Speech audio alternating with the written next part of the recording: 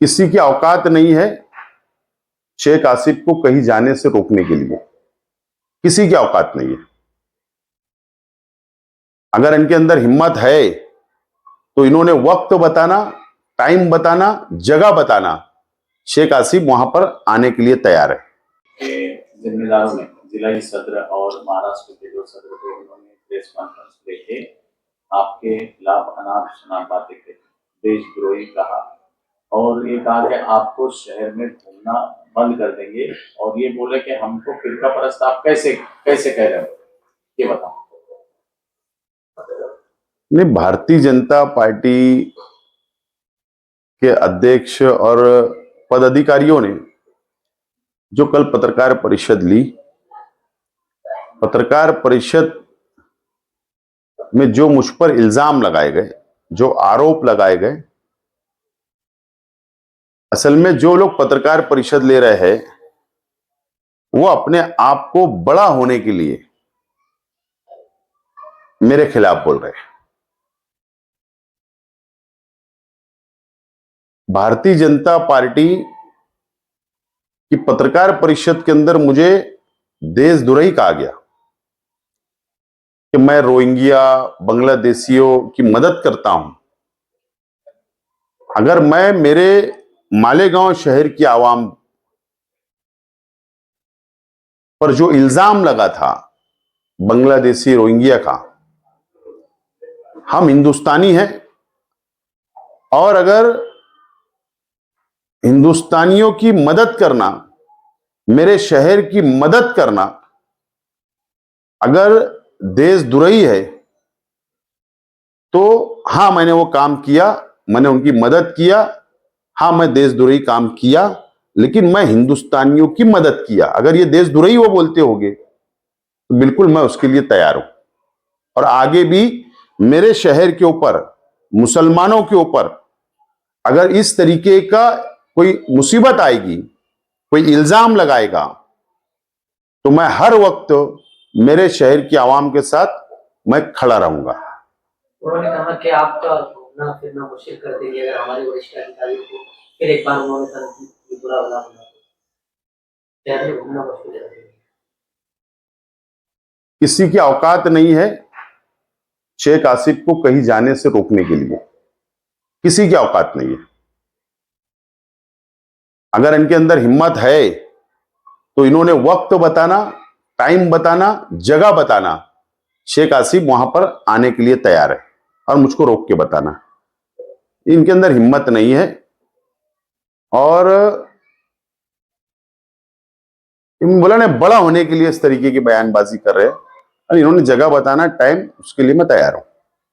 उन्होंने ये भी कहा कि शहर के इस इलाके में, मुस्लिम इलाके के अंदर 20 से ज्यादा सीट जो है हम खड़े करने की तैयारी करें। 60 से ज्यादा, 60 पूरे गांव में 60 और इस तरफ में 20।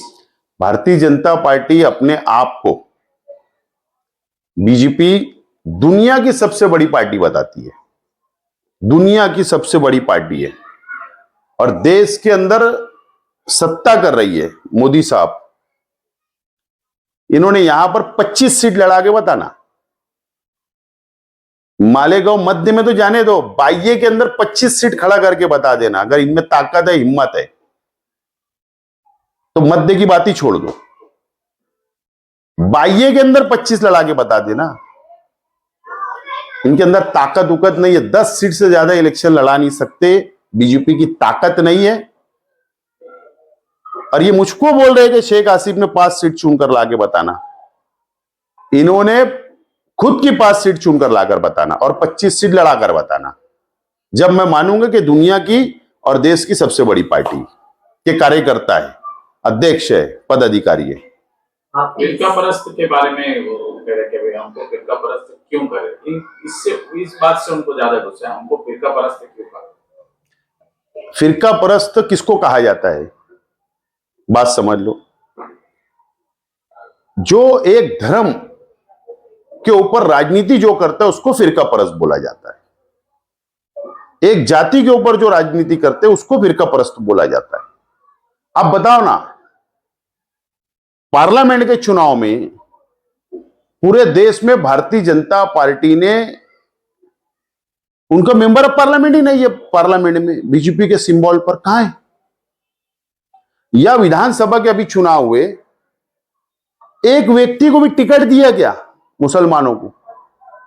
एक व्यक्ति बताना, या उनका एक एमएलए हाउस में है? तो इन्हीं को फिरका परस्त पार्टी बोला जाता है। ये जो एक धर्म को टारगेट करते हैं, कभी अजान पे पाबंदी की बात, कभी लाउड स्पीकर उतारो, कभी मुसलमानों को टारगेट करो, मस्जिद में घुस के मारेंगे ऐसी बात करो। तो एक धर्म को निशाना बनाओगे और बोलेंगे नहीं हम सेकुलर है, हम जातिवादी नहीं है। जो लोग जातिवादी है, मैंने जातिवादी पार्टी बोला और बोलते रहूंगा, इन्हीं लोगों को जातिवादी बोला जाता है।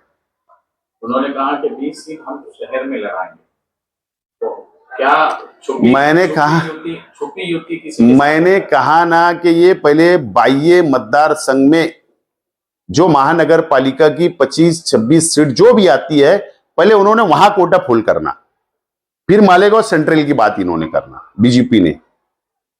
वहां कितनी औकात है पहले वो बताओ, बाद में मध्य की बात करना।